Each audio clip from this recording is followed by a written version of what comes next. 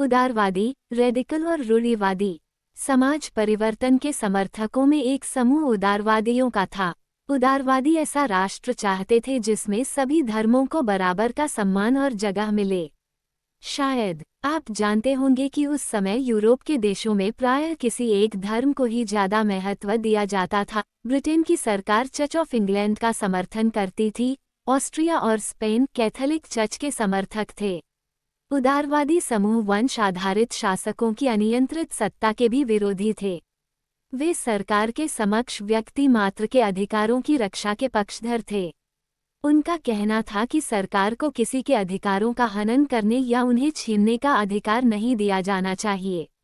ये समूह प्रतिनिधित्व पर आधारित एक ऐसी निर्वाचित सरकार के पक्ष में था जो शासकों और अफसरों के प्रभाव से मुक्त और सुप्रशिक्षित न्यायपालिका द्वारा स्थापित किए गए कानूनों के अनुसार शासन कार्य चलाए।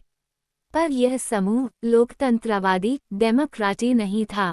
ये लोग सार्वभौमिक वयस्क मताधिकार यानी सभी नागरिकों को वोट का अधिकार देने के पक्ष में नहीं थे। उनका मानना था कि वोट का अधिकार केवल संपत्तिधारियों को हो मिलना चाहिए। इसके विपरीत रेडिकल समूह के लोग ऐसी सरकार के पक्ष में थे जो देश की आबादी के बहुमत के समर्थन पर आधारित हो। इनमें से बहुत सारे लोग महिला मताधिकार आंदोलन के भी समर्थक थे। उदारवादियों के विपरीत ये लोग बड़े जमींदारों और संपन्न उद्योगपतियों को प्राप्त किसी भी तरह के विशेषाधिकारों के खिलाफ थे। वे निजी संपत्ति के विरोधी नहीं थे, लेकिन कुछ लोगों के पास संपत्ति के संकेंद्रण का विरोध जरूर करते थे। रूढ़िवादी तबका रेडिकल और उदारवादी दोनों के खिलाफ था। मगर फ्रांसीसी क्रांति के बाद तो रूढ़िवादी भी बदलाव की जरूरत को स्वीकार करने लगे थे।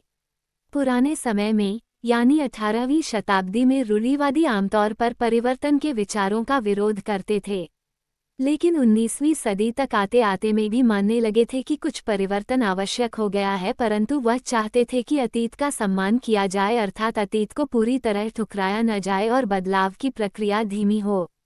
फ्रांसीसी क्रांति के बाद पैदा हुई राजनीतिक उथल-पुथल के दौरान सामाजिक परिवर्तन पर केंद्रित इन विविध विचारों के बीच काफी टकराव हुए।